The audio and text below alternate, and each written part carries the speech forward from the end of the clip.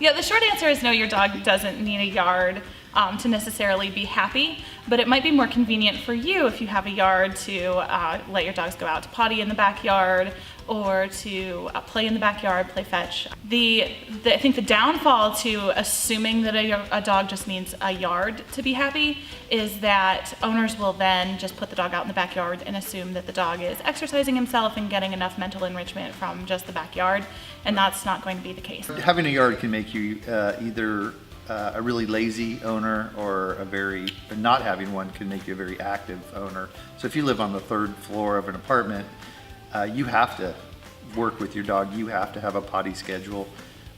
You have to have an exercise schedule.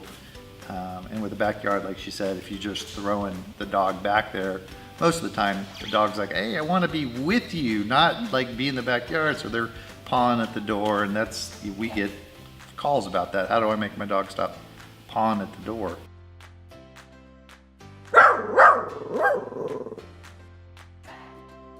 So in my opinion, when assessing a potential owner's ability to care for a dog, foster groups or rescue groups and shelters should be less concerned with specific facilities that an owner has and that particular owner's dedication in time and resources to be able to take care of the dog, because just having a yard is not necessarily indicative of that dog getting enough exercise or enough mental stimulation and enrichment going into the future.